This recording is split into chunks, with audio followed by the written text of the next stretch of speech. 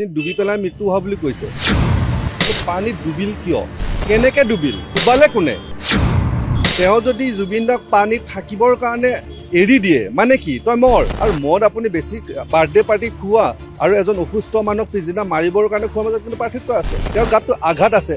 আঘাত কেইটাৰ কথাটো কৰোণা কৰোঁতে একো ক'ব নোৱাৰিলে, কিয় নোৱাৰিলে? আপোনাক মাৰিবৰ কাৰণে মই ডেগাৰেৰে মাৰিব লাগে বুলি কথা নাই, বন্দুকেৰে গুলিয়াব লাগে বুলি কথা নাই।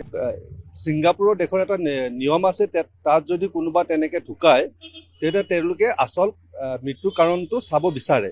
সেইকাৰণে তেওঁলোকে কৰোণা কোৰ্ট দিছিলে। এতিয়া তাত তেওঁলোকে ড্ৰাউনিং পাইছে বা মাৰ্ডাৰ পাইছে, সেইটোৰ ডাইৰেক্ট ইম্পেক্ট আমাৰ কোৰ্টত একো নহয়।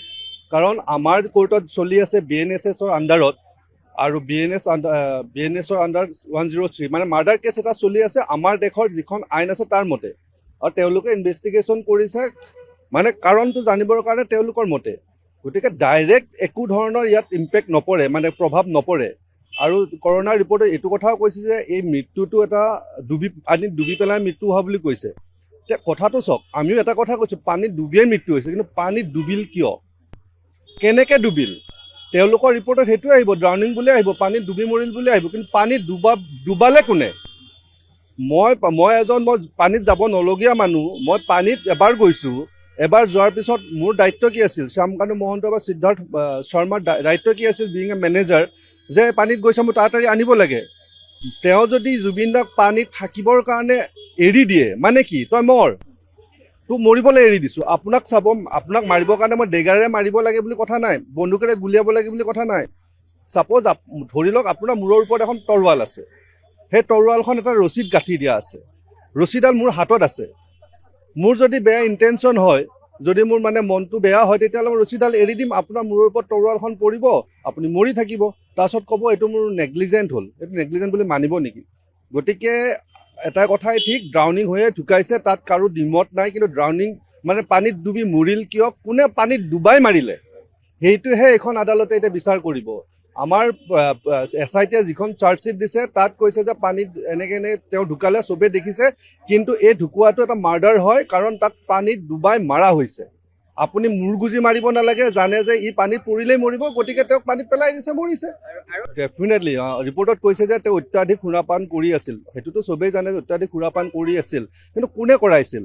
এতিয়া আদালতত বহুতে যুক্তি দৰ্শাই যে তেওঁতো বাচ্চা নহয়, তেওঁ ইমান মেচিয়ৰ্ড মানুহ, তেওঁক কোনোবা মদ খুৱাব লাগে নেকি? কিন্তু মই ব্যক্তিগতভাৱে জুবিন দাৰ লগত মই বহুত পাইছোঁ, তেওঁ এটা শিশুসুলভ মানুহ আছিল, সকলোৱে জানে অসমৰ মানুহ। গতিকে তেওঁ বেছিকৈ মদ খুৱাবলৈ বেছি সময় নালাগে। আৰু মদ আপুনি বেছি বাৰ্থডে পাৰ্টি খোৱা আৰু এজন অসুস্থ মানুহক পিছদিনা মাৰিবৰ কাৰণে খোৱাৰ মাজত কিন্তু পাৰ্থক্য আছে। গতিকে এজন মেনেজাৰ বা এজন অৰ্গেনাইজাৰৰ সম্পূৰ্ণ দায়িত্ব আছিলে যে তেওঁক হেৰি কৰাটো, সুৰক্ষা দিয়াটো।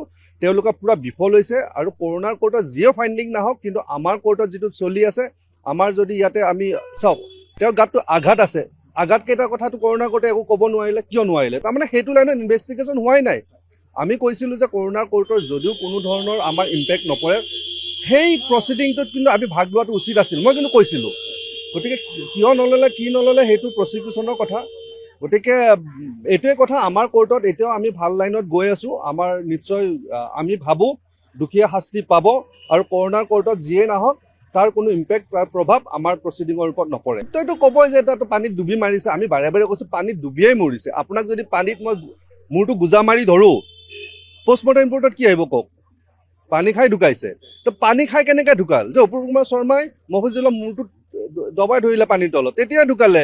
ঠিক বচাবলৈ কোনে চেষ্টা কৰিছে? তাত কৈছে যে বচাবলৈ চেষ্টা কৰিছিল, কিন্তু তেওঁ সেইটো আৰু বচাবলৈ চেষ্টা কৰোঁতে তেওঁক পানীত মূৰটো গুজি দিয়া নাই বুলি কৈছে। যদি ৰিপৰ্টটো আমি ভালকৈ পোৱা নাই, অলপ নেট চাৰ্চ কৰি আপোনাক কৈ আছোঁ যে পানীত গুজি ধৰা নাই বুলি কৈছে, কিন্তু বচাব কোন কেইজন গৈছিলে? তাত থকা মানুহকেইজনে গৈছিলে।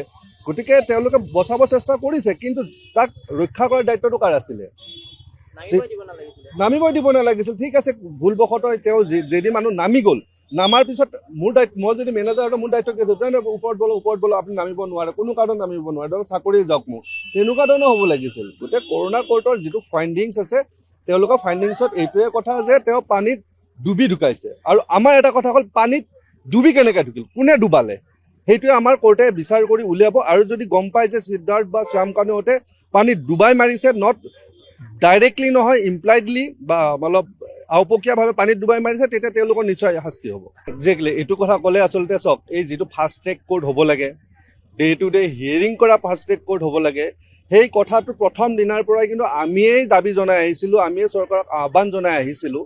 আৰু সেই আহ্বানৰ প্ৰতি সঁহাৰি ৰাখি অসমৰ বিভিন্নজন মানুহে পিছত আমাৰ যিটো আহ্বান আছিল তেওঁলোকে সেইটোক সঁহাৰি জনালে, সমৰ্থন জনালে, আৰু অৱশেষত অসম চৰকাৰেও এইটো ক্ষেত্ৰত পদক্ষেপ লৈ পেলাই ফাষ্ট ট্ৰেক কোৰ্ট এখন তেওঁলোকে গঠন কৰিছে, ডে টু ডে হিয়াৰিং হ'ব, আৰু তাত কৈছে যে 1 বছৰৰ ভিতৰত আমি শেষ কৰাৰ কাৰণে চেষ্টা কৰিম।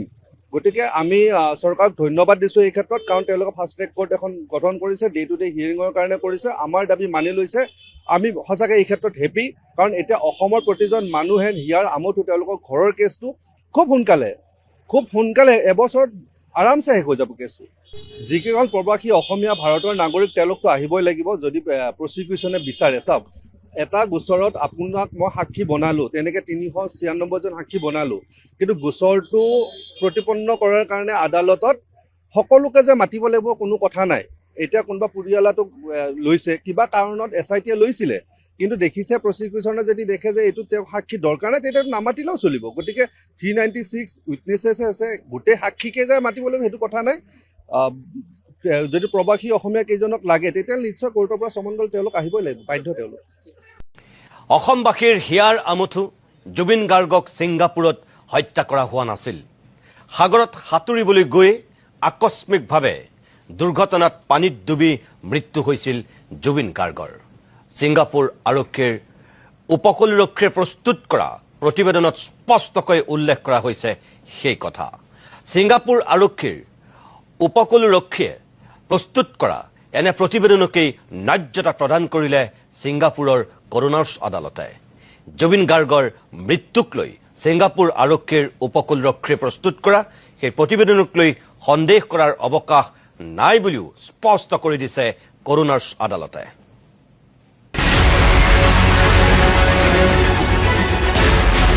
সকলোৰে হিয়াৰ আমঠু জুবিন গাৰ্গৰ মৃত্যু কেনেকৈ হৈছিল সেই কথা জানিবলৈ এতিয়াও অধীৰ আগ্ৰহেৰে বাট চাই আছে ৰাজ্যবাসীয়ে।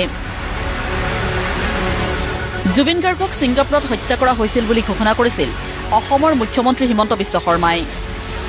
অসম চৰকাৰৰ SIT-ৰ চাৰ্জশ্বিটতো আনকি জুবিন গাৰ্গক ছিংগাপুৰত ষড়যন্ত্ৰমূলকভাৱে মাতি নি হত্যা কৰা হৈছিল বুলিয়েই উল্লেখ কৰা হৈছিল। কিন্তু ছিংগাপুৰ আৰক্ষীৰ উপকূলৰক্ষীৰ মতে জুবিন গাৰ্গক হত্যা কৰা হোৱা নাছিল। ছিংগাপুৰৰ উপকূলৰক্ষীৰ অনুসন্ধান মতে দুৰ্ঘটনাজনিত কাৰণতহে ছিংগাপুৰত মৃত্যু হৈছিল জুবিন গাৰ্গৰ। ছিংগাপুৰ আৰক্ষীৰ উপকূলৰক্ষী অৰ্থাৎ PCGৰ মতে সাঁতুৰিবলৈ গৈ আকস্মিকভাৱে পানীত ডুবি মৃত্যু হৈছিল জুবিন গাৰ্গৰ।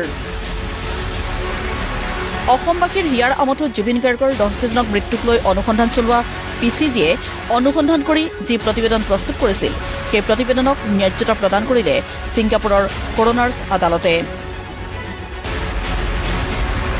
ছিংগাপুৰৰ ষ্টেট কৰোনাৰ আদম নাখদাই বুধবাৰে ন্যায্যতা প্ৰদান কৰিলে PCGৰ অনুসন্ধান প্ৰক্ৰিয়াটোক। জুবিন গাৰ্গৰ মৃত্যু সন্দৰ্ভত PCGৰ অনুসন্ধান প্ৰক্ৰিয়াটোক সন্দেহ কৰাৰ কোনো অৱকাশ নাই বুলিও স্পষ্ট কৰি দিছে ষ্টেট কৰোনাৰ আদম নাখদাই। ছিংগাপুৰৰ ষ্টেট কৰোনাৰৰ ওচৰত PCGয়ে দাঙি ধৰা তথ্য অনুসৰি দাজাৰাছ দ্বীপত সাঁতুৰি থাকোঁতেই মৃত্যু হৈছিল জুবিন গাৰ্গৰ। PCGৰ প্ৰতিবেদনৰ ভিত্তিত ছিংগাপুৰৰ কৰোনাৰ্ছ আদালতৰ স্পষ্ট ঘোষণা, জুবিন গাৰ্গৰ মৃত্যু আকস্মিক দুৰ্ঘটনাহে। উল্লেখযোগ্য 2025 চনৰ 19 ছেপ্টেম্বৰত সাগৰত সাঁতুৰি থাকোঁতে অচেতন হৈ পৰা জুবিন গাৰ্গক পৰৱৰ্তী পৰ্যায়ত চিকিৎসালয়ত ভৰ্তি কৰোৱা হৈছিল। চিকিৎসালয়ত মৃত ঘোষণা কৰা হৈছিল জুবিন গাৰ্গক। ছিংগাপুৰৰ জেনেৰেল হাস্পতালৰ প্ৰতিবেদনতো আনকি পানীত ডুবিয়ে জুবিন গাৰ্গৰ মৃত্যু হৈছিল বুলি উল্লেখ কৰা হৈছিল। ছিংগাপুৰত সাংস্কৃতিক দালাল শ্যামকানু মহন্তই আয়োজন কৰা নৰ্থ ইষ্ট ফেষ্টিভেলত অংশ ল'বলৈ গৈ মৃত্যু সাৱটিবলগীয়া হোৱা জুবিন গাৰ্গৰ ৰহস্যজনক মৃত্যু সন্দৰ্ভত PCGয়ে কৰোনাৰ্ছ আদালতত জমা দিয়া তথ্য প্ৰমাণ অনুসৰি মৃত্যুৰ পূৰ্বে অত্যধিক সুৰাপান কৰিছিল জুবিন গাৰ্গে। মৰণোত্তৰ পৰীক্ষাৰ প্ৰতিবেদন মতে জুবিন গাৰ্গৰ প্ৰতি 100 মিলিলিটাৰ তেজত 333 মিলিগ্ৰাম এলকহলৰ মাত্ৰা পোৱা গৈছিল। মন কৰিবলগীয়া কৰোনাৰ্ছ আদালতৰ শুনানিত অংশ লৈছিল জুবিন গাৰ্গৰ পৰিয়ালৰ সদস্যই। ছিংগাপুৰৰ আদালতত জুবিন গাৰ্গৰ পৰিয়ালৰ সদস্যই এই মৃত্যুৰ আঁৰত ৰহস্য থকা বুলি কৈছিল আৰু সঠিক তদন্তৰ দাবী জনাইছিল। কিন্তু বুধবাৰে ছিংগাপুৰৰ কৰোনাৰ্ছ আদালতে সকলো সন্দেহক দূৰলৈ ঠেলি PCGৰ অনুসন্ধান প্ৰক্ৰিয়াটোক ন্যায্যতা প্ৰদান কৰি স্পষ্ট কৰি দিয়ে যে স্বেচ্ছাই সাগৰত সাঁতুৰিছিল জুবিন গাৰ্গ। জুবিন গাৰ্গক সাগৰত সাঁতুৰিবলৈ কোনেও বাধ্য কৰোৱা নাছিল। একচুৱেলি চৰকাৰে জুবিন দাক ইমান ভালকৈ গুৰুত্ব দিয়া নাই, সেইকাৰণে মামাক যদি জুবিন দাৰ কথা কোৱা যায় মামাই ৰঙা চকু দেখুৱায়। সেইকাৰণে আমাৰ এইবাৰ তিৱা সমাজে প্ৰত্যেক বছৰ তিৱা ফেষ্টিভেল পাতে কামৰূপ ডিষ্ট্ৰিক্টৰ সৌজন্যত। এইবাৰ সিহঁতি মানে আমি নাপাতিলোঁ, কাৰণ আমাৰ জুবিন দা ঢুকুৱা 1 বছৰ হোৱা নাই আৰু আমি বিশেষকৈ ন্যায় পোৱা নাই, আৰু ন্যায়টো পাম যে এইটো পূৰাপূৰি মিছা কথা। সেইকাৰণে আমি গোটেই ৰাইজসকল মিলি একদম বন্দাৰ পৰা তপাতলিলৈকে যিমানখিনি আমাৰ তিৱা সমাজ আছে সিহঁতলোক আজি আমি ইয়াতে নামৰ জৰিয়তে জুবিন দাক আজি এটা শ্ৰদ্ধাঞ্জলি দিছোঁ। চাওক, মই এই কথাষাৰ এই ধৰণে অনুভৱ কৰিছোঁ, শুই থকা মানুহক জগোৱাব ভাল, যিবিলাক ভাও ধৰি শুই থাকে তেওঁলোকক জগোৱাব বহুত কষ্ট হয়। আৰু ঠিক তেনেধৰণে এই চৰকাৰখনে আজি 6টা মাহৰ কোনো ন্যায় বিচাৰ নহ'ল, আৰু লগতে তেওঁলোকৰ যিটো একদম হল বনাব লাগিছিল, আজি বৰষুণত আহি মানুহবিলাকে কষ্টত ভুগিব লগা হৈছে, ৰ'দত গছৰ ছাহে ছাহে থাকিব লগা হৈছে। গতিকে ইয়াত থাকি আৰু দুখৰ কথা কি হ'ব? গতিকে আমি অনুভৱ কৰোঁ, গোটেই অসম ৰাইজে দেখি আছে আজিলৈকে এইটো বিচাৰ নহ'ল। গতিকে ইয়াত থাকি বহুত দুখৰ কথা। গতিকে অতি সোনকালে চৰকাৰক আমি আপত্তি জনাইছোঁ আৰু দাবী জনাইছোঁ যে অতি সোনকালে অডিটৰিয়াম হলটোৰ লগতে যিমানখিনি আটকধুনীয়া কৰিব লাগে সেইখিনি সুপৰিকল্পনা সোনকালে কৰাটো আমি বিচাৰোঁ। জুবিন দাৰ নিচিনা মানে এজন আমাৰ মানৱ দেৱতা বুলি ক'ব লাগিব। তেখেতে যদি ন্যায় নাপালে তে আমিনো আৰু ক'ত পাম, হয়নে? কিন্তু কাৰণ একদম দেখা পোৱা যোৱা নাই যে মামাই যে ন্যায় দিব, কাৰণ আমাৰ মামাই জুবিন দাৰ কথা শুনিবই নিবিচাৰে, হয়নে? সেইকাৰণে আমি ইয়াতে আজি ৰাইজৰ ওচৰত এই আমি নাম প্ৰসংগটো কৰিছোঁ, যাতে জুবিন দাই সোনকালে ন্যায় পাওক। জুবিন দাই ন্যায় পালে আমাৰো মনটো শান্তি লাগিব। মই এজন নাগৰিকৰ লগত আছোঁ। তেখেত আমাৰ শিৱসাগৰ বিধানসভা সমষ্টিৰ হাতীগুলি পঞ্চায়তৰ কি গাঁও এখন? হাতীগুলি আমাৰ গহৰাগুৰি বুলি কয়। গহৰাগুৰি গাঁৱৰ তেখেত বাসিন্দা। তেখেতক বৰ্তমান বিজেপিৰ যিজন কেণ্ডিডেট, শিৱসাগৰৰ কেণ্ডিডেট, তেওঁ আগতে নাম আছিলে জয়ন্ত হাজৰিকা আৰু বৰ্তমান তেওঁৰ নাম লৈছে আপোনাৰ কুশল দৌৰী। সেই কুশল দৌৰীয়ে আপোনাক কি কৰিছিলে দাদা? এবাৰ ভালকে কৈ দিয়ক, সেইটো পিছত মই আপোনাৰ কথাকেইটা মই ৰাখি থৈছোঁ। হয় হয়, মই কৈ আছোঁ। হয়, কুশল দৌৰে মোৰ মূৰৰ ওপৰত 13টা গুলি ফুটাইছে। মই এখন কিতাপ লিখিছোঁ, আপোনালোকে পঢ়িব মোক কি অৱস্থা হৈছে। মই 13 বুলেট বুলি এখন কিতাপ লিখিছোঁ, 13 বুলেট বুলি মই এখন কিতাপ লিখিছোঁ। আৰু সেই কিতাপখন মই সম্পূৰ্ণ মোক কি অৱস্থা কৰিছিলে, সেইটো কোন চন? 2001 নে 2 এনেকুৱা আছিলে, 2002 এনেকুৱা আছিলে। তাৰপিছত কি হ'ল, মোৰ মানে ঘৰৰ পৰা ৰাতি উঠাই লৈ গৈছে মোক। উঠাই লৈ আজি সাংবাদিকে মোক লৈ গৈছে সেই জেগাডোখৰলৈ লৈ গ'ল। মই যিডোখৰ জেগাত মোক মাৰিছিলে সেই গুলিকেইটা ফুটাওঁতে মই কৈছিলোঁ মোক 13টা মানে 12টা গুলি ফুটাব আৰু 12টা কুৱেশ্যন সুধিব।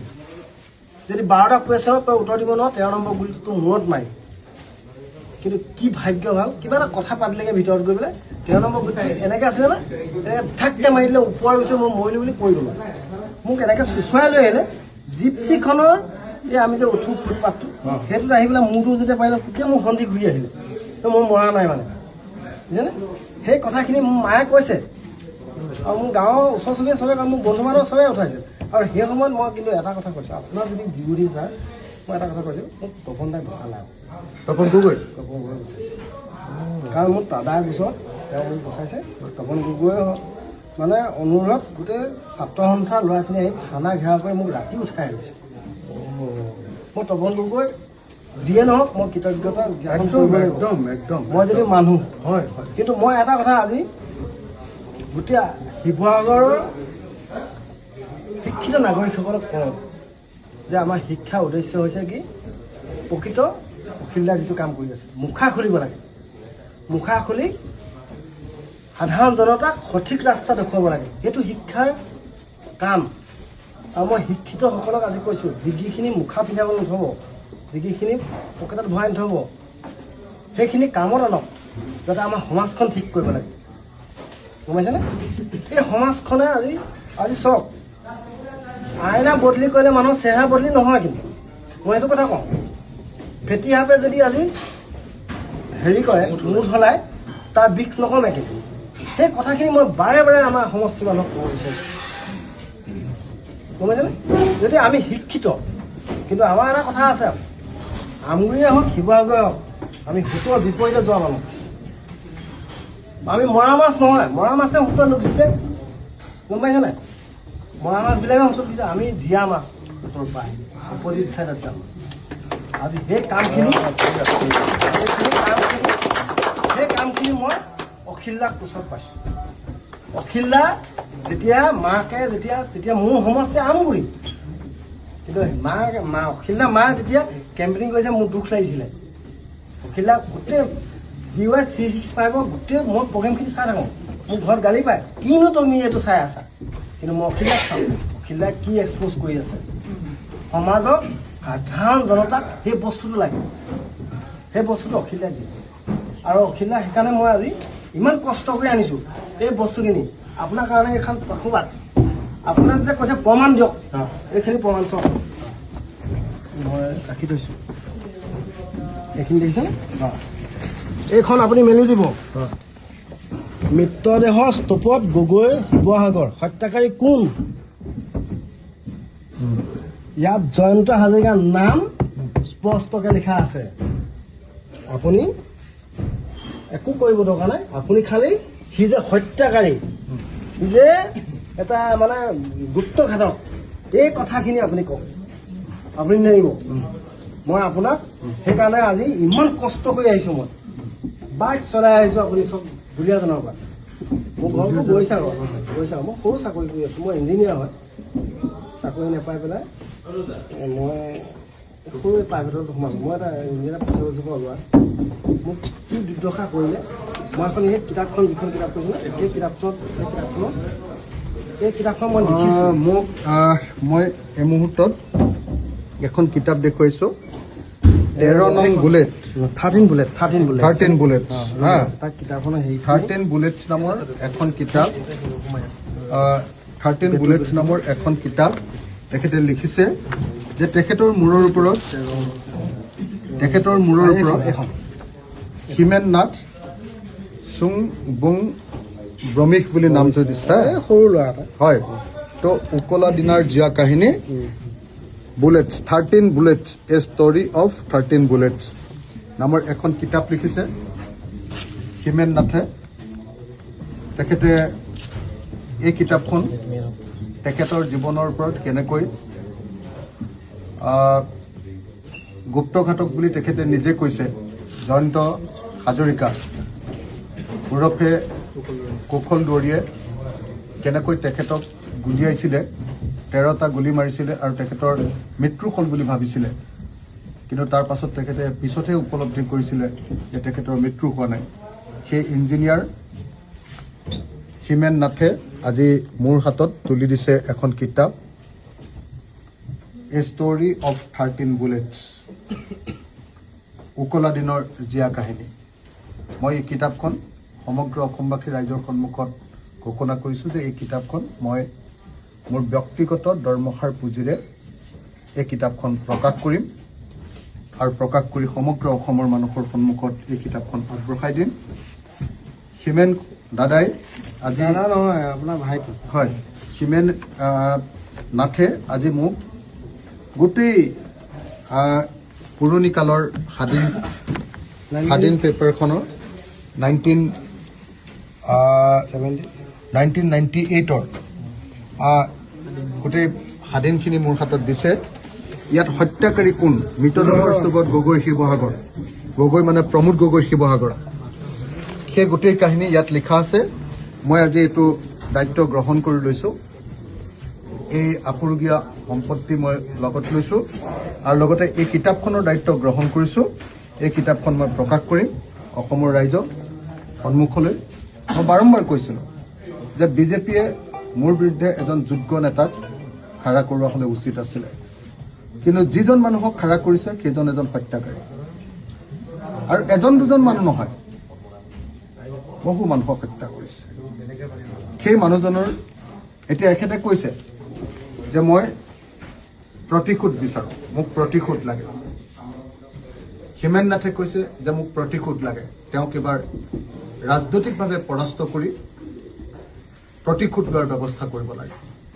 মই হিমেন নাথ ডাঙৰীয়াক, ইঞ্জিনিয়াৰ হিমেন নাথ ডাঙৰীয়াক আজি মোৰ সমস্ত শক্তিৰে সৈতে সমগ্ৰ আন্তৰিকতাৰ সৈতে কথা দিছোঁ যে মই নিশ্চিতভাৱে আপোনাৰ যি প্ৰতিজ্ঞা সেই প্ৰতিজ্ঞা পূৰণ কৰিবৰ কাৰণে চেষ্টা কৰিম। ধন্যবাদ। জয় আই অসম। জয় জুবিন দা। জয় আই অসম বুলি ক'লেও নহয়, আমাৰ জয় জুবিন দা হ'ব লাগিব। জয় জুবিন দা। কুশল দেউৰীয়ে কৈছে যে আপুনি যদি তেওঁক ব্যক্তিগতভাৱে আক্ৰমণ কৰি থাকে তেতিয়াহ'লে আপুনি শিৱসাগৰ নিৰ্বাচনৰ প্ৰচাৰ চলাব নোৱাৰিব বুলি কৈছে। মানে কুশল দৌৰীয়ে কালি মোক হত্যা কৰিম বুলি কৈছে। ৰাজনৈতিকভাৱে আপোনাক হত্যাকাৰী তেওঁ মোক কালি হত্যা কৰিম বুলি কৈছে। কোনোবা কেণ্ডিডেটক যেনেকুৱা ধৰণৰ হত্যাকাণ্ডই নহওক লাগিলে হত্যা কৰিম বুলি কয় নেকি বাৰু কওক? কোন মানুহৰ মুখত হত্যা কৰিম শব্দটো ওলাই? যি মানুহ হত্যাকাৰী, আৰু এজন হত্যাকাৰীক কোনোবাই নিজৰ বিধায়ক কৰি মৰিলেহে হ'ব? কাইলৈচোন কাম বিচাৰি গ'লে মানুহটো গুলিয়ে খাই আহিব লাগিব। আপোনালোকে নিজে চাওকচোন, কুশল দৌৰীক যদি কাইলৈ জিকাই দিয়ে আৰু যদি তেওঁ সদায় হত্যা এইবিলাকেই কথা কৈ থাকে আৰু অসমৰ আটাইতকৈ ডাঙৰ হত্যাকাৰী বুলি তেওঁক আমি জানোৱেই, তাৰপিছত কোন মানুহে তেওঁৰ ওচৰত কাম বিচাৰি যাব পাৰিব? এতিয়া ইলেকশ্যনৰ আগতে ভালকে মাতিব, ইলেকশ্যনৰ পাছততো তেওঁ বন্দুকটোকে দেখাই দিব, য'তে ত'তে মাৰি দি দিব। দৰ্জাখন বোলে মাৰি লৈ তেওঁৰ সমৰ্থকবিলাক, তেওঁ হেৰিবিলাকক ইলেকশ্যন হোৱাৰ পাছত বোলে তেওঁ ৰুমৰ দৰ্জাখন মাৰি লৈ তেওঁৰ লগত লাগি থকা মানুহবিলাককে ৰাম পিটন দিয়ে বোলে। সেই মানুহটো কোনোবা MLA জিকাব নেকি শিৱসাগৰত কওক? শিৱসাগৰ হ'ল অসমৰ আটাইতকৈ ঐতিহাসিক ঠাই, আটাইতকৈ সুশিক্ষিত মানুহৰ ঠাই, আটাইতকৈ অসমীয়া জাতিৰ, অসমীয়া সত্তা থকা মানুহবিলাকৰ ঠাই। তাত কুশল দৌৰীৰ নিচিনা হত্যাকাৰী এজনক কোনে ইলেকশ্যনত জিকাব? আপোনালোকে নিজে কল্পনাটো কৰকচোন। আপোনালোকে মোক যে সুধিছে, আপোনালোকে মই জিকিম না হাৰিম? আৰু যিজন মানুহে মুখত অনবৰতে হত্যা হত্যা হত্যা বুলি কৈ থাকে, অখিল গগৈক মই হত্যা কৰিম এনেকে কয়, তাৰপিছতে লাহেকে কয় ৰাজনৈতিক হত্যা। তেওঁৰ মুখত যেতিয়া হত্যাকাণ্ডৰ কথা শুনে তেতিয়া সকলো মানুহে ভয় খাবই। কুশল দৌৰীৰ দিনত যেতিয়া তেওঁ গুপ্তঘাতক আছিলে, যেতিয়া তেওঁ মানুহ হত্যা কৰি ফুৰিছিলে, শিৱসাগৰ বা আমাৰ উজনি অসমৰ জীয়ৰী, গাভৰু, বোৱাৰী কোন মানুহ শান্তিত থাকিবলৈ পাইছিল আপোনালোকে নিজে জানে। কুশল দৌৰীৰ জিপচিখন ৰাস্তাত নামিলে মানে গোটেই অঞ্চলটোত সন্ত্ৰাস হৈ যায় নে নাই? লাইট চাইট নুমুৱাই দিয়ে নে নিদিয়ে মানুহে? সেই সন্ত্ৰাসৰ ৰজাজনক, সন্ত্ৰাসবাদী বুলি কোৱাটো বাদেই দিয়ক আপুনি, সন্ত্ৰাসৰ ৰজাজনক যদি শিৱসাগৰৰ নিচিনা ঐতিহাসিক ঠাইখনত জিকাবলৈ হয়, তেতিয়াহ'লে আৰু শিৱসাগৰ নামটোকে বদলাই দিব লাগিব। শিৱসাগৰক আৰু ঐতিহ্যস্থলী বুলি আমি ক'ব নোৱাৰিম আৰু। গতিকে আপোনালোকক মই ভাবোঁ, আপোনালোকে মোক এনেকুৱা ধৰণৰ প্ৰশ্ন নুসুধাই ভাল। কাৰণ খালি যিটো কথা কৈছে যে মই তেওঁক যদি সমালোচনা কৰি থাকোঁ তেতিয়াহ'লে মোৰ মানুহ তাত ইলেকশ্যন কেম্পেইন কৰিব নোৱাৰিব, ভয় ভীতি প্ৰদৰ্শন। আমাৰ শিৱসাগৰত তেনেকুৱা নহয়। তেওঁ থাওৰাত কৰিছিলে, শিৱসাগৰত সেইটো কৰিলে পাব্লিকে কি কৰিব পাব্লিকে গম পাই যাব। সেইকাৰণে মই এই মুহূৰ্তত স্পষ্ট ভাষাৰে ক'ব খোজো যে অখিল গগৈ জিকা কৰাটোত এইটো কথা সোধাৰ কোনো প্ৰয়োজন নাই। সেইটো শিৱসাগৰৰ জনতাই ইতিমধ্যে সিদ্ধান্ত লৈ থৈছে। কোনো হত্যাকাৰী শিৱসাগৰৰ মানুহে প্ৰতিনিধি নাপাতে। নৰেন্দ্ৰ মোদীৰ চৰকাৰখন, ভাৰত চৰকাৰখন ভাৰতবৰ্ষৰ জনতাই বনোৱা চৰকাৰ নাছিল। এই চৰকাৰখন নৰেন্দ্ৰ মোদী, অমিত শ্বাহৰ CBI, ED, ইনকাম টেক্স আৰু তেওঁলোকৰ পোহনীয়া নিৰ্বাচন আয়োগে গঠন কৰা এখন চৰকাৰ হয়। আৰু ঠিক একেদৰে অসমৰ মুখ্যমন্ত্ৰী হিমন্ত বিশ্ব শৰ্মাকো অসমৰ জনতাই বনোৱা মুখ্যমন্ত্ৰী নহয়, তেওঁলোকক অমিত শ্বাহ আৰু নৰেন্দ্ৰ মোদীয়ে বনোৱা মুখ্যমন্ত্ৰী। অসমৰ জনতাই উজনি অসমৰ জনজাতীয় লিডাৰ সৰ্বানন্দ সোণোৱালক মুখ্যমন্ত্ৰী পাতিছিল আৰু হিমন্ত বিশ্ব শৰ্মাই এই জনজাতীয় নেতাজনক ৰাজনৈতিকভাৱে হত্যা কৰি তেওঁ মুখ্যমন্ত্ৰী হৈছে। এই কথাটো নিশ্চিতভাৱে এইবাৰ ভোটদানৰ সময়ত জনজাতীয় ৰাইজে ইয়াৰ ওপৰত গুৰুত্ব দিব আৰু বিশেষকৈ উজনি অসমৰ জনজাতীয় ৰাজ্যৰ পৰা প্ৰত্যাহ্বানৰ সন্মুখীন হ'ব লাগিব এই বিষয়টোৰ ওপৰত। এই বিজেপি চৰকাৰখনৰ নীতি আদৰ্শ, এওঁলোকৰ ৰাজনৈতিক সিদ্ধান্ত যেনেকৈ আমাৰ ৰাজ্যখনৰ কাৰণে অত্যন্ত ভয়ংকৰ, অত্যন্ত বিপদজনক। সমান্তৰালভাৱে মুখ্যমন্ত্ৰী হিমন্ত বিশ্ব শৰ্মাৰ চিন্তা চৰ্চাও অসমৰ কাৰণে অত্যন্ত ভয়ংকৰ, অত্যন্ত বিপদজনক। আৰু এই মানুহজন স্পষ্টভাৱে ক'বলৈ এটা ক্ৰিমিনেল মেণ্টেলিটিৰ মানুহ। ভয় ভাবুকি সন্ত্ৰাস অৰাজক উচ্ছৃংখলতাৰ মাজেৰে তেওঁ ডেফিনেটলি ৰাজ্যখন চলাই আছে। কাৰো কোনো বাক স্বাধীনতা নাই। সকলোবিলাক মানে এজনেই মাত্ৰ ৰজা, এজনেই মানুহ, তেওঁৰ কথা মতে আজি অসম চলিবলৈ ষ্টাৰ্ট কৰিছে। গতিকে ডেফিনেটলি ভয়ংকৰ এই কথাবিলাক অসমৰ জনতাই দেখি আছে আৰু ইয়াৰ ওপৰত ভোট যুদ্ধৰ সময়ত ভোটৰ বুটাম টিপিবলৈ যাওঁতে নিশ্চিতভাৱে অসমৰ জনতাই এই কথাটোৰ ওপৰত গুৰুত্ব দিয়া খুবেই দৰকাৰ। আৰু এই চৰকাৰখনে কৰিছে কি? এই চৰকাৰখনে বিকিছে আৰু কিনিছে। হিমন্ত বিশ্ব শৰ্মাই আদানী আম্বানীক অসমৰ সম্পদ বিক্ৰী কৰিছে, বাকী টকাখিনি হিমন্ত বিশ্ব শৰ্মাই কিনিছে। আজি প্ৰায় 12,000 বিঘাৰ পৰ্যন্ত তেওঁৰ সম্পদ দেখা গৈছে।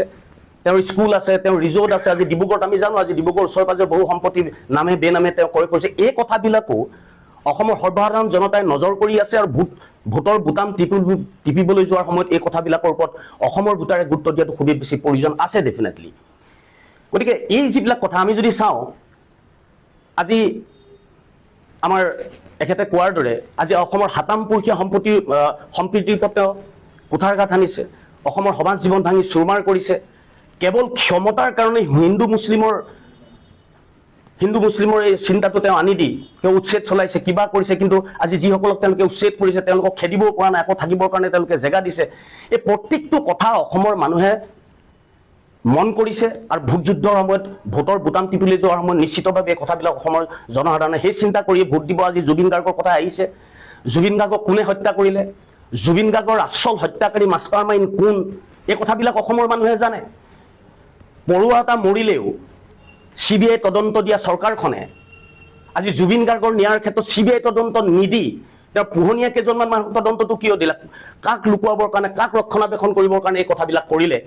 এই কথাবিলাক অসমৰ মানুহে ডেফিনেটলি দেখি আছে। আৰু মইতো আহ্বান জনাম অসমৰ জনতাই ভোট দিবলৈ যোৱাৰ সময়ত জুবিন গাৰ্গৰ হত্যাৰ এই গোটেই ঘটনা আজি মনত ৰাখি ডেফিনেটলি ভোট দিবলৈ যোৱাটো খুবেই দৰকাৰ আছে। এই চৰকাৰখন আমি আঁতৰাব লাগিব। গৌৰৱ গগৈৰ কথা আহিছে, আজি গৌৰৱ গগৈ অসমৰ ভৱিষ্যতৰ লিডাৰ। এই লিডাৰজনক শেষ কৰিবৰ কাৰণে, অসমৰ এটা সম্পদ শেষ কৰিবৰ কাৰণে না ভোট না চুট বহুৱালি পাকিস্তান লীগ আনিছে।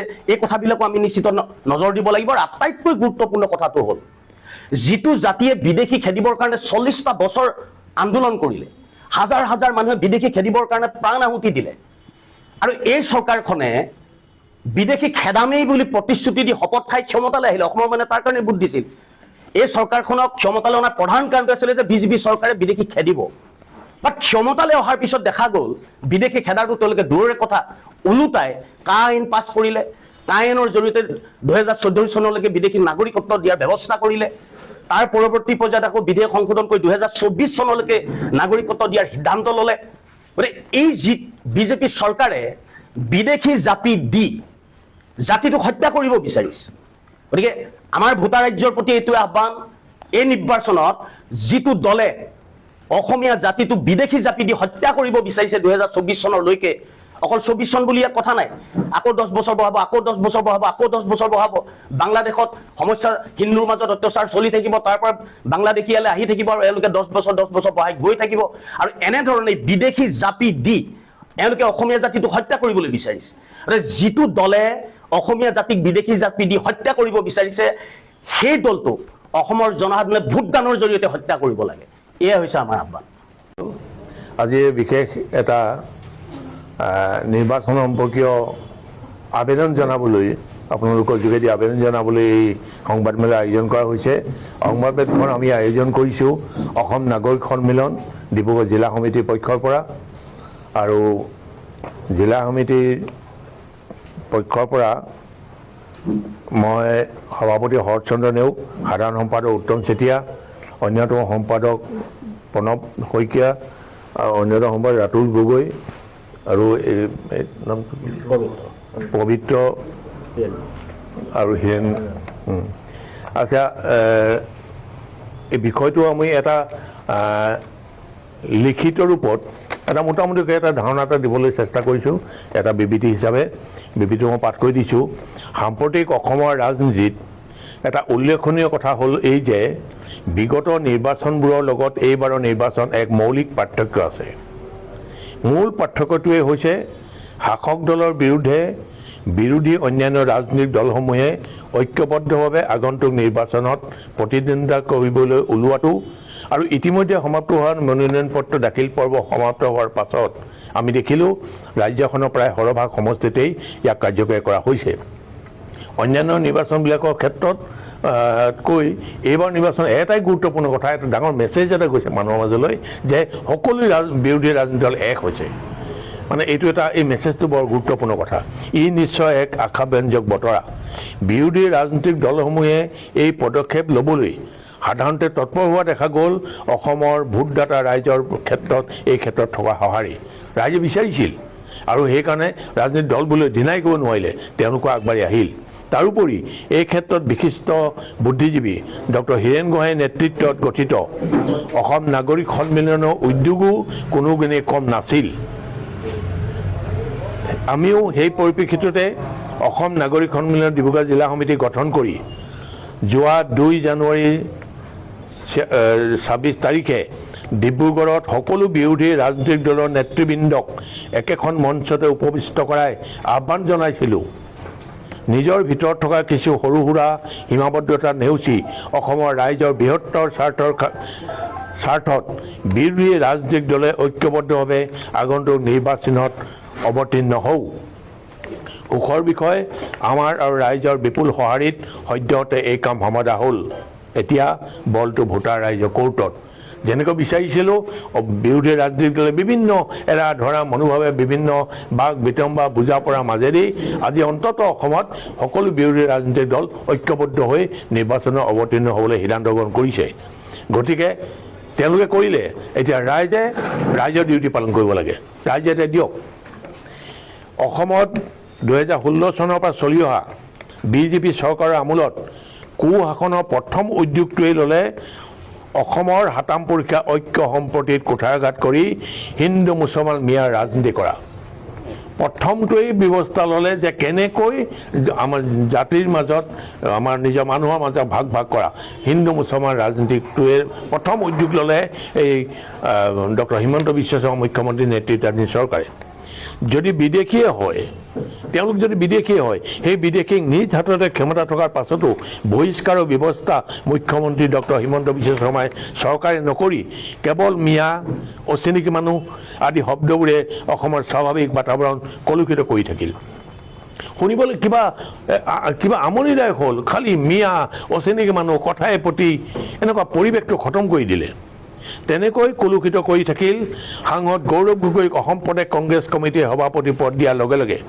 পাকিস্তানী ISI এজেণ্ট আদি বিভিন্ন আখ্যাৰে অথচ ডক্টৰ হিমন্ত বিশ্ব শৰ্মাৰ দলৰ চৰকাৰ ৰাজ্যত আৰু কেন্দ্ৰত চলি থকা স্বত্তেও তেওঁক গ্ৰেপ্তাৰ কৰা সাহস কৰিব নোৱাৰিলে এইটো কেৱল ৰাজনীতিৰ স্বাৰ্থত ব্যৱহাৰ কৰিছে কথাবিলাক তাৰোপৰি বিদেশী বহুজাতি গোষ্ঠীক পানীৰ দৰৰ শ বিঘা অসমৰ মাটি গতাই দিয়া মূল্য বৃদ্ধিয়ে চূড়ান্ত ৰূপ লোৱা কথামতে নিবনুৱাক সংস্থাপন দিব নোৱাৰা কথা দিও জনজাতিসকলৰ জনজাতিকৰণ কৰিব নোৱাৰা নিৰ্বাচনৰ আগে জুবিন গাৰ্গক ন্যায় দিয়াৰ প্ৰতিশ্ৰুতি দিয়াৰ পাছতো ন্যায় দিব নোৱাৰা ইত্যাদি বিভিন্ন ব্যৰ্থতা আদিৰ ক্ষেত্ৰত ৰাইজ এক প্ৰকাৰ অতিষ্ঠ হৈ পৰিল কৈ থাকে কিন্তু একো কৰিব নোৱাৰিলে জুবিনক স্পষ্টভাৱে মুখ্যমন্ত্ৰীয়ে হিমন্ত বিশ্ব শৰ্মাই নিৰ্বাচনৰ কেইমাহমান থাকোঁতে কৈছিল আমি জুবিনক ন্যায় দিম আমি দিম বিজেপিয়ে দিব বাক্যটো শব্দটো এইটো বিজেপিয়ে ন্যায় দিব আচৰিত কথা কোনো ন্যায় এনেকুৱা ক্ৰিমিনেল গোচৰ কোনো ন্যায় বা চৰকাৰে বা দলে দিব নোৱাৰে ন্যায়ালয়ে দিব কিন্তু উল্লেখযোগ্য যে ন্যায়ালয়ত যিখন এতিয়া তেওঁলোকে নিজেই মুখ্যমন্ত্ৰী হিমন্ত বিশ্ব শৰ্মাই যেনেকৈ SITখন গঠন কৰিলে সেই গঠন কৰাত আমি তেতিয়াই আপত্তি কৰিছিলোঁ যে কোন কাৰ সম্পৰ্ক থকা মানুহবিলাকক চৰকাৰ নিৰ্দেশক উঠা দবা কৰা ব্যক্তিসকলক লৈ SIT কমিটি গঠন কাজে আমি তেতিয়াই সন্দেহ কৰিছিলোঁ এখন চাৰ্জশ্বিটখনৰ পৰা ন্যায় নাপায় প্ৰকৃততে সেইটোৱে হ'ল যিখন দুৰ্বল চাৰ্জশ্বীট আগলৈ যদি কোৰ্টত কেছ চলি থাকিব আগলৈ কেইবাবছৰ ধৰি যদিও চলে এই চাৰ্জশ্বীটখনৰ ওপৰতে চলিব যেতিয়ালৈকে নতুনকৈ এই চাৰ্জশ্বীটখন সলনি কৰিব পৰা নাযায় তেতিয়ালৈকে কিন্তু এই চাৰ্জশ্বীটৰ ওপৰতেই ৰায়ালে ন্যায় দিবলৈ বাধ্য ন্যায়ালয়ে ৰায় দিবলৈ বাধ্য আৰু সেই ৰায় কিন্তু জুবিনৰ পক্ষে নাযাব গতিকে নতুন এখন চৰকাৰ যেতিয়া আহিব তেতিয়াহে মানে এই নতুনকৈ চাৰ্জশ্বীট তৈয়াৰ কৰিব পৰা সম্ভৱ হ'ব গতিকে জুবিনৰ ক্ষেত্ৰতো সেইটো কৈ এটা ৰাজনীতি বাৰে বাৰে কৈছে ৰাজনীতি নকৰোঁ বুলি জুবিনৰ ক্ষেত্ৰত ৰাজনীতি কৰিবলৈ গৈছে আমি আজি নাগৰিক ডিব্ৰুগড় জিলা নাগৰিক সন্মিলন ডিব্ৰুগড় জিলা সমিতিয়ে এটা উদ্যোগ লৈছোঁ আমি জুবিনৰ ন্যায় প্ৰশ্নবোধ উত্থাপন কৰিছোঁ ন্যায় পোৱাত বিলম্ব কিয় আৰু সেই ক্ষেত্ৰত ৰাইজক মনত পেলাই দিব বিচাৰিছোঁ হিমন্ত বিশ্ব শৰ্মাই কৈছিল যে ন্যায় মানে আমি দিম বিজেপি চৰকাৰে দিব বিজেপিয়ে দিব সেই কথা বিজেপিয়ে নিদিলে আমাক ভোট নিদিব কিয় ভোট দিব তেওঁ প্ৰশ্ন কৰিছে আমি সেই কথাটোকে পুনৰ ৰাইজৰ মাজলৈ ভোটদান দিয়াৰ দিনাখন লৈ যাম ভোট গ্ৰহণ কেন্দ্ৰই কেন্দ্ৰই ওচৰে পাজৰে আমি এই জুবিনৰ ন্যায় লাগে প্ৰস্তাৱবোৰ আনি দিম যিমান ভোট গ্ৰহণ কেন্দ্ৰ আছে মানুহক সেই ভোটটো সেই বেনাৰখন চাই ভোট দিবলৈ যাব আমি মুখ্যমন্ত্ৰী ডাঙৰীয়া কথাকে ৰাইজৰ আগত প্ৰচাৰ কৰিব বিচাৰিছোঁ গতিকে এই সাংবাদিকসকলকো তাৰ উপৰিও যে তুচ্ছ তাচ্ছিল্য ন্যূনতম যিটো সৌজন্যতাবোধ মুখ্যমন্ত্ৰী চকীখনৰ মৰ্যাদা সেইটো উল্লেখ নকৰাকৈ যিটো সাংবাদিক পৰ্যন্ত ভয় ভাবুকি তুচ্ছ তাচ্ছিল্য এইটো এটা বৰ ইমানেই অশোভনীয় ইমানেই স্বেচ্ছাচাৰী একনায়কত্ব শাসন চলিছে এইটো এটা ক'বলৈ এইটো সাংঘাতিক এটা কথা হৈছে তাৰ উপৰিও অসমৰ আমি সকলোৱে জানো স্বাধীনোত্তৰ কালৰ অসমৰ ৰাজনৈতিক ইতিহাসত এটা গুৰুত্বপূৰ্ণ কথা হ'ল সেইটো হ'ল অসম বিধানসভাৰ মাজমজিয়াত কোনোদিন কোনোকাল নোকোৱা নোপোৱা কথা অসম বিধানসভাৰ মাজমজিয়াত এজন বিধায়কে মুখ্যমন্ত্ৰী সন্মুখত লৈ অধ্যক্ষ সকলো থকাৰ অৱস্থাত আঙুলিটোৱাই কৈলে মানৱেন্দ্ৰ নাথৰ হত্যাকাৰী আপুনি আপোনাক অন্তৰ্বাস পিন্ধাই থানাত পিটিছিল নে নাই প্ৰশ্ন উত্থাপন কৰিছিল উত্তৰ দিব নোৱাৰিলে মুখ্যমন্ত্ৰীয়ে এইটো বৰ ডাঙৰ কথা কিন্তু এজন মুখ্যমন্ত্ৰী তেওঁ আমাৰো মুখ্যমন্ত্ৰী কিন্তু এই যে তেওঁতো অপমান হ'লেই তেওঁ অপমান হোৱাৰ লগে লগে আমাৰ অসমৰ জনসাধাৰণ জনপ্ৰতিনিধি আমিও লজ্জিত কিয় প্ৰশ্ন উত্থাপন কৰা বিৰোধী দলৰ মানে ব্যক্তি অখিল গগৈক কিয় বহিষ্কাৰ কৰিব নোৱাৰে কিয় তেওঁ প্ৰতিবাদ কৰিব নোৱাৰিলে কিয় মুখ্যমন্ত্ৰীয়ে এটা উত্তৰ দিব নোৱাৰিলে সেইটোৱে প্ৰমাণ কৰে বিধানসভাৰ মজিয়াত স্বীকাৰ কৰি ল'লে তেওঁক অন্তৰ্বাস পিন্ধাই থানাত পিটাটো হয় মানৱেন্দ্ৰ হত্যাকাৰী হয় তেওঁৰ কাৰ্যই প্ৰমাণ কৰিছে গতিকে এনে এজন মুখ্যমন্ত্ৰীক আমি অন্ততঃ দ্বিতীয়বাৰ নিবিচাৰোঁ এনে এটা দল যিটো দলে ৰাইজৰ জনসাধাৰণৰ কোনো অভাৱ অভিযোগ পূৰণ কৰা নাই এই ক্ষেত্ৰত আমি সকলোৱে আমি আজি প্ৰেছ মিটৰ যোগেদি আৰু আমি টাইম টু টাইম কৰিও আছোঁ আমি কিছুমান কাৰ্যসূচী লৈছোঁ প্ৰচাৰ অভিযানৰ ক্ষেত্ৰত আমি কোনো ব্যক্তি দল আমি কোনো ব্যক্তি প্ৰত্যক্ষভাৱে আমি কাকো আমি কোৱা নাই আমি কম এই অপশাসন স্বেচ্ছাচাৰী শাসন বিজেপি চৰকাৰক উৎখাত কৰিব লাগে আৰু ঐক্যবদ্ধ বিৰোধী দলৰ প্ৰাৰ্থীক ৰাইজে ভোটদান দিব লাগে আমাৰ সেই এপিল আৰু এই ক্ষেত্ৰত আমাৰ এইখন আপোনালোকৰ মাজত বিতৰণ কৰি দিম এতিয়া আমাৰ সম্পাদকে এই ক্ষেত্ৰত আৰু আপোনালোকৰ যদি কিবা আছে ভোট দিবলৈ ওলাইছে কিন্তু এবাৰ নিজকে সুধিছেনে ৯,০০০ টকাৰ অৰুণোদয় স্কিম পালো ঠিক আছে কিন্তু এয়াই উন্নয়ন নেকি কেইটামান প্ৰশ্ন আজি আপোনালোকে মোক উত্তৰ দিয়ক ভাল শিক্ষা ব্যৱস্থা আছেনে চৰকাৰী হস্পিটেলত ভাল উন্নতমান সঁজুলি আছেনে বাৰু ৰাস্তা পদূলি বিদ্যুতৰ কিমান দূৰ আগবাঢ়িছে চাকৰিৰ সুযোগ বাঢ়িছেনে সকলোতকৈ ডাঙৰ কথা দুৰ্নীতি কমিছেনে নাই এইকেইটা প্ৰশ্নৰ উত্তৰ মোক আপোনালোকে কমেণ্টত আজি দিয়ক মই জানিব বিচাৰিছো আপোনালোকৰনো মতামত কেনেকুৱা অৰুণোদয় স্কিমৰ ৯,০০০ টকাটো আজিৰ বাবে ঠিক আছে কিন্তু আগন্তুক ৫ বছৰলে উন্নয়ন যদি নহয় আমাৰ যদি সা সুবিধা এইকণে আমি নাপাওঁ যদি এনেকুৱা ধৰণৰ কিছুমান আমাক ভুৱা কথা কয় যে মই এইটো কৰিম মই সেইটো কৰিম মানুহক টোপ দিয়াটো বৰ সহজ ইলেকশ্যনৰ আগত স্পেচিয়েলি টোপ দিয়াটো যে আৰু সহজ মানুহে কিন্তু সেইটোকে টোপ বুলি লৈ পেলাই গোটেই ৫টা বছৰৰ কাৰণে জীৱন বিপন্ন কৰি পেলাই আজি মই সেই ৯,০০০ টকা পোৱা সেই মহিলাসকলক সুধিব বিচাৰিছো তুমি আজি আনন্দিত ৯,০০০ টকা পাই কিন্তু সেই ৯,০০০ টকাৰ বিনিময়ত তোমাৰ স্বামীৰ পকেটৰ পৰাই পইচাবিলাক চুচি নিব গম পাইছানে তোমাৰ ল'ৰাৰ চাকৰিয়ে নহ'ব গম পাইছানে নাই গতিকে এবাৰ ভাবি চোৱা, ভোটটো দিয়াৰ আগতে নিজক এবাৰ সুধি চোৱা। যুৱ সমাজ, এতিয়া সময় আহি গৈছে প্ৰশ্ন সুধিবলৈ, নেতা ভাল লাগে নে নীতি ভাল লাগে? ভোট এটা উপহাৰ নহয়, ই এটা দায়িত্ব। টকাৰ বাবে নহয়, ভৱিষ্যত সুদৃঢ় কৰিবৰ বাবেহে ভোট দিব। কিন্তু হয়, অসমৰ মাননীয় মুখ্যমন্ত্ৰী ডক্টৰ হেমন্ত বিশ্ব শৰ্মা ডাঙৰীয়াই যি জন আশীৰ্বাদ যাত্ৰা আৰম্ভ কৰিছে, তেখেতৰ আজি এই জন আশীৰ্বাদ যাত্ৰা আছিল সৰভোগত, আৰু সৰভোগত যি জন আশীৰ্বাদ যাত্ৰাত প্ৰায় ভালেসংখ্যক লোকে ইয়াত অংশীদাৰ হৈছিল। আৰু এই চেগতে চাৰিজন ছাত্ৰই জুবিন গাৰ্গৰ ন্যায় বিচাৰি প্লে কাৰ্ড লৈ দাবী জনাইছিল, জুবিন গাৰ্গৰ ন্যায় বিচাৰিছিল। তেখেতসকল ছাত্ৰ আছিল, কোনো ৰাজনৈতিক দলৰ কোনো ব্যক্তি নাছিল, কোনো দল সংগঠনৰ ব্যক্তি নাছিল। তেখেত কেৱল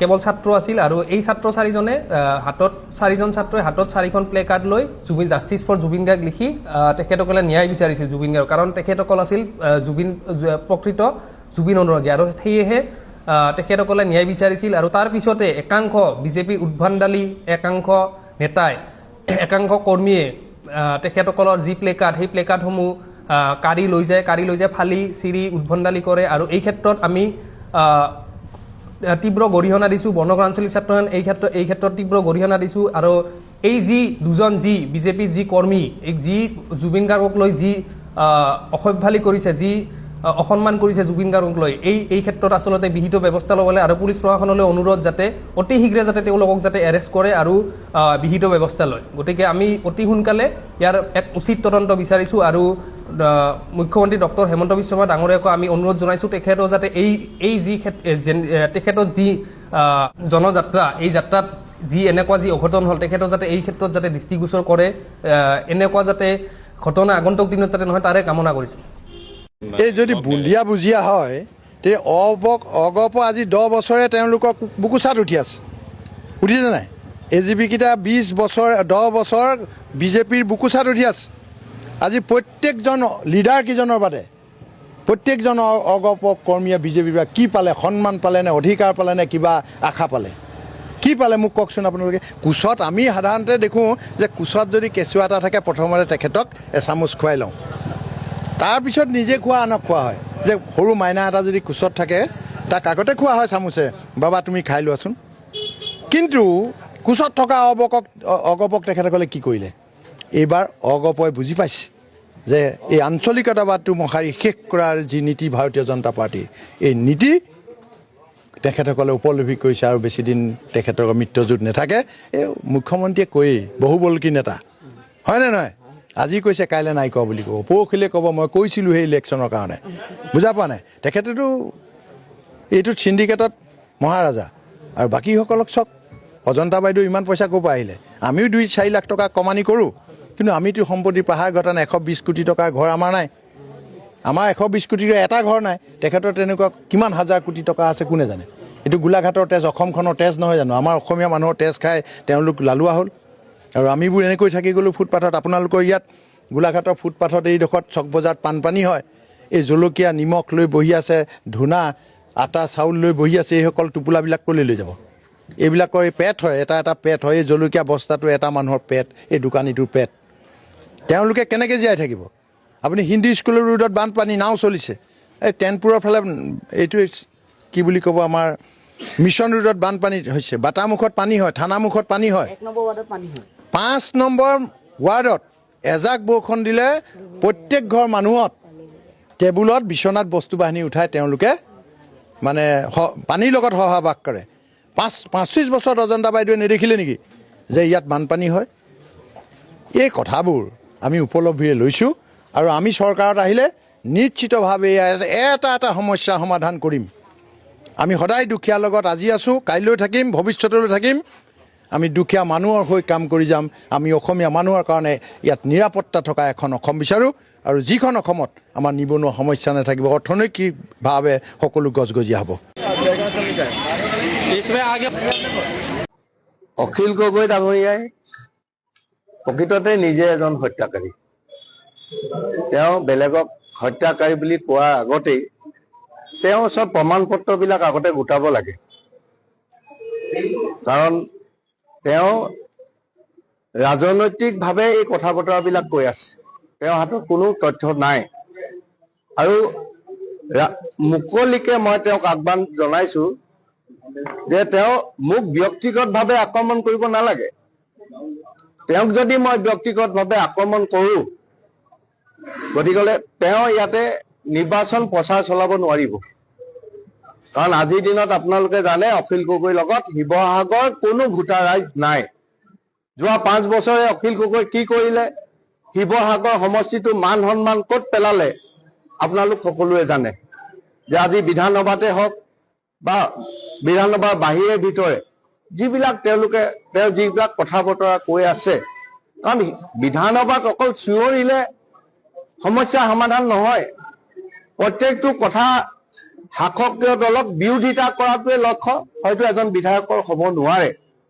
গতিকে আমাৰ ইয়াৰ আগতেও বহু বিধায়ক শিৱসাগৰৰ পৰা আছিলে, তেওঁ যিখিনি কাম কৰিছে তাতকৈ হয়তো বহুত কাম তেওঁলোকেও কৰিছিলে শিৱসাগৰৰ কাৰণে।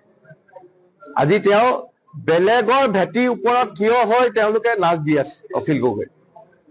আজি আমুকটো তেওঁ আনিলে, তামুকটো তেওঁ আনিলে, তেওঁতো ইয়াত একোৱে কৰিব এতিয়ালৈকে কৰা নাই।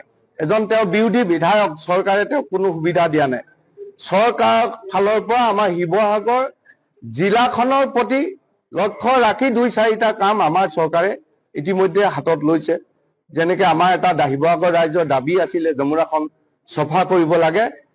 অখিল গগৈ বিধায়ক হোৱাৰ আগতেই এই পুঁজি শিৱসাগৰলৈকে আহিছিলে, কাম কৰোঁতে পলম হৈছে।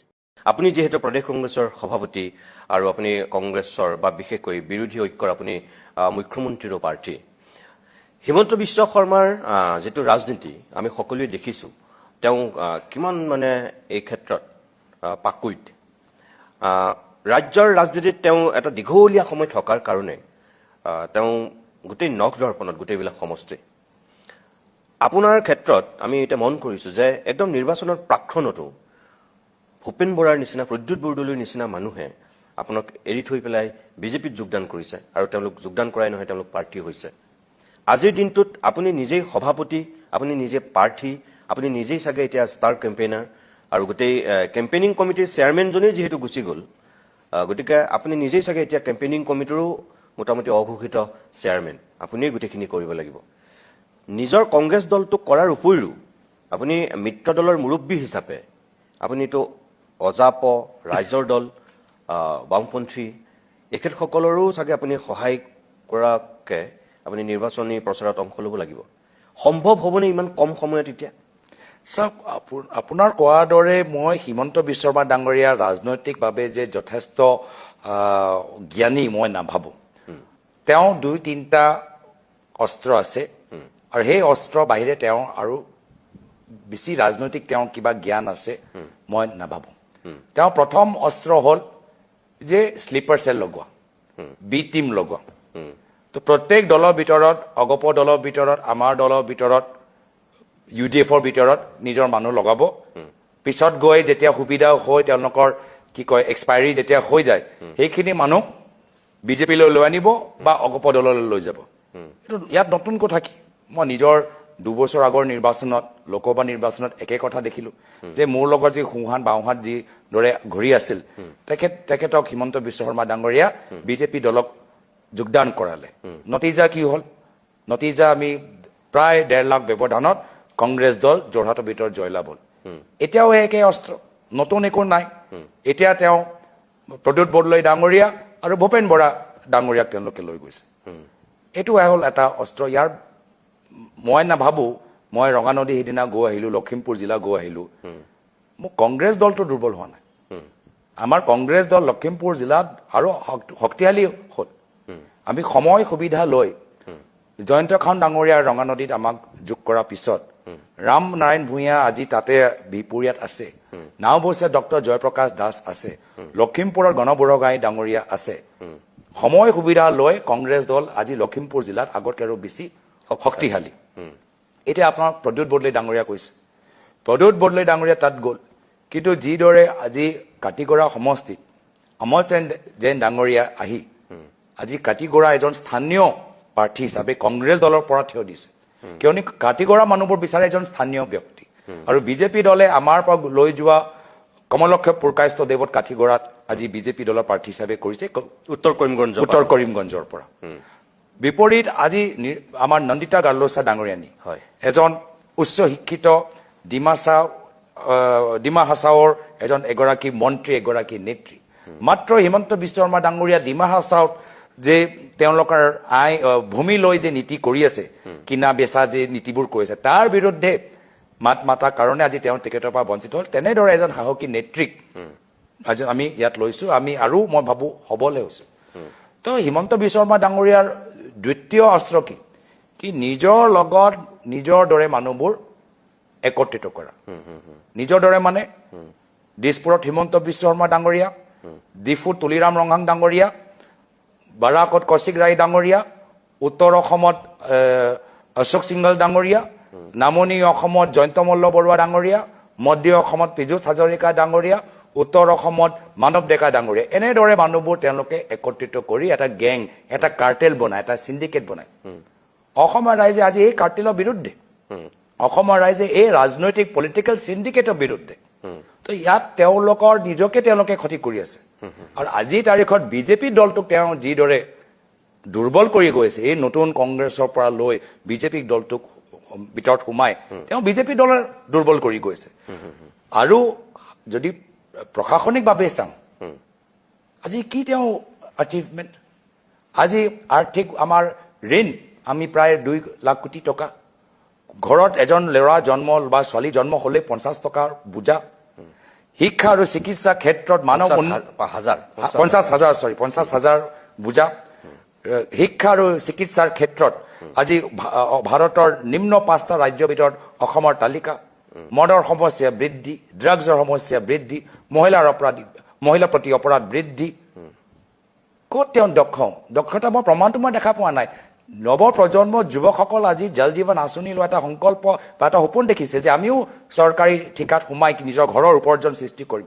সেই আঁচনিটো চলাব নোৱাৰিলে এই আঁচনি যিদিনা নিজৰ ঘনিষ্ঠ মন্ত্ৰী জয়ন্ত মল্ল বৰুৱা ডাঙৰীয়াক বহাই দিলে হাজাৰ হাজাৰ যুৱকসকলৰ বিল সেইদিনা পেণ্ডিং হৈ গ'ল আৰু বহুতৰ ঘৰ আজি তাৰিখত চলিব হৈ থকা নাই চৰকাৰী বিষয়াসকলক তেওঁ ইমান বেয়াকে তেওঁ ব্যৱহাৰ কৰে তেওঁলোকৰ মনোবল নাই আৰক্ষীৰ পৰা ডক্টৰ লৈ প্ৰশাসনৰ একদম মানে উচ্চ স্তৰৰ অফিচৰ পৰা তলৰলৈকে আজি সকলোৱে কয় যে আজি তাৰিখত প্ৰশাসনৰ কাৰ্যালয়ৰ ভিতৰত চাৰ্কল অফিচৰ ভিতৰত এটা কমিশ্যন লোৱা এটা বৃদ্ধি পাইছে ওপৰৰ পৰা হেঁচা আহিছে তো তেওঁ না প্ৰশাসনিকভাৱে দক্ষ না তেওঁ ধন বল বাহুবল বাহিৰ কিবা এটা তেওঁৰ ৰাজনৈতিক কিবা চিন্তাধাৰা অসমলৈ কিবা বহল চিন্তাধাৰা আছে তো মই প্ৰথমতে আপোনাৰ প্ৰশ্ন যে তেওঁ আপুনি যি ৰাজনৈতিক পুৰস্কাৰ দিলে মই পুৰস্কাৰ দিবলৈ বিচৰা নাই যিদিনা তেওঁৰ পৰা আপুনি পইচা আঁতৰাই দিয়ে আৰু যিদিনা তেওঁৰ পৰা ক্ষমতাৰ তাজ তেওঁৰ পৰা আঁতৰাই দিয়ে বিৰোধী দলৰ ৰাজনীতি কৰি চাওকচোন গৌৰৱ গগৈ আপুনি যিটো কথা কৈছে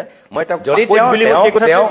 লাষ্টত কওঁ তেওঁ ৰাজনৈতিকভাৱে ইমানে পৰিপক্ক বিৰোধী ৰাজনীতি কৰি মই চাওকচোন কিমান তেওঁ পৰিপক্ক মই চাওঁ য'তে শাসন তাতে বাগৰিব সেইটো কি ৰাজনৈতিক তেওঁ নৈতিকতা থাকিল বা সাহস থাকিল বিজেপি এৰিব যদি বিজেপি কাইলৈ গৈ চৰকাৰৰ পৰা গুচি যায় তো কি পৰিপক্ক যদি এনেকে পলাই থাকে এইটোতো পৰিপক্কতা নহয় সেইটো নৈতিকতা নহয় সেইটো সাহস নহয় সেইটো শক্তি নহয় এইটো এটা দুৰ্বলতা মই পুৰস্কাৰ নিদিওঁ পিছত আপুনি যিখিনি কথা ক'লে হয় যথেষ্ট দায়িত্ব আমাক দিয়া গৈছে মই দলৰ নেতৃত্বৰ প্ৰতি কৃতজ্ঞ আৰু ইতিমধ্যে দলৰ নেতৃত্ব যথেষ্ট আমাক সমৰ্থন জ্ঞাপন কৰিছে কেণ্ডিডেট বাছি দিয়া ক্ষেত্ৰৰ পৰা আমাৰ নিৰ্বাচনী ইস্তিহাৰৰ ক্ষেত্ৰত আৰু ৰাইজ যিদৰে ওলাই আহিছে আমি ৰাজনীতিবিদ আমি ৰাইজৰ মাজত থাকোঁ ৰাইজৰ পৰা আমি সাহস পাওঁ ৰাইজৰ পৰা শক্তি পাওঁ হিমন্ত বিশ্ব শৰ্মা ডাঙৰীয়া আমাক দুৰ্বল কৰিব নোৱাৰে বিজেপি আমাক দুৰ্বল কৰিব নোৱাৰে কিন্তু ৰাইজৰ বিশ্বাস আমাৰ ওপৰত যদি কমি যায় তেতিয়া আমি দুৰ্বল হয় আজি তাৰিখত ৰাইজৰ বিশ্বাস আমাৰ ওপৰত